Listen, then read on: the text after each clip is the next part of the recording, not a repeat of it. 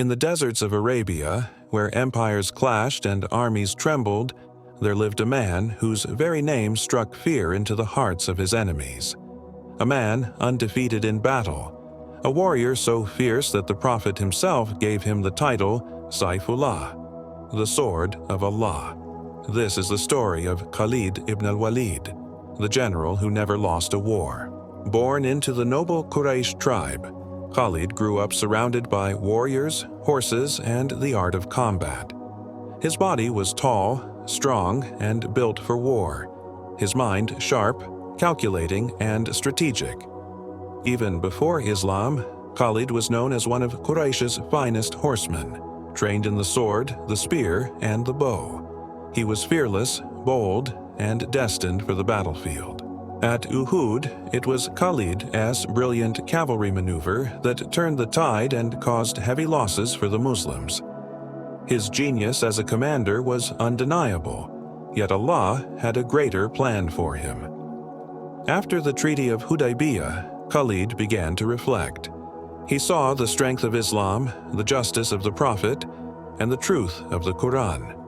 His heart softened, and he set out to Medina.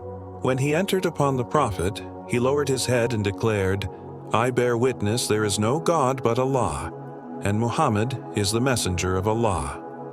The Prophet smiled and said, "I always knew that a man of Khalid's intelligence would eventually accept the truth." From that day, the sword that once struck Islam became its defender. His first great test came at the Battle of Mu'tah. 3 commanders of the Muslim army fell one after another, and the banners of Islam nearly collapsed. Khalid stepped forward, rallied the men, and with unmatched brilliance maneuvered the army out of certain annihilation.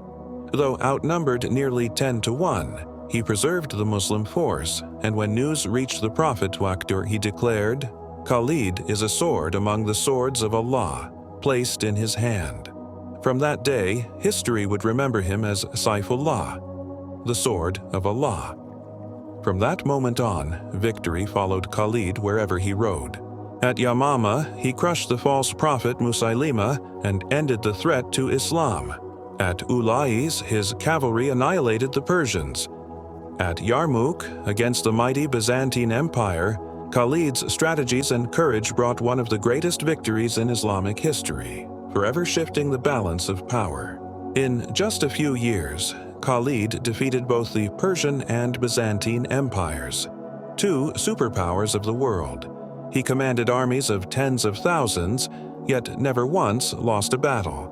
His very presence on the battlefield was enough to break the spirit of his enemies.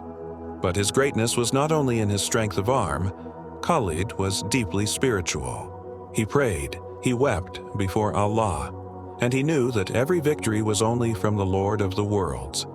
And yet, the man who conquered empires died not on the battlefield, but in his bed.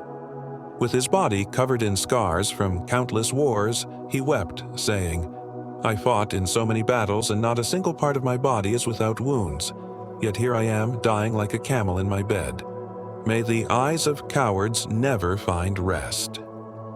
Khalid ibn al-Waleed's legacy is not only of war, but of faith, loyalty, and sacrifice.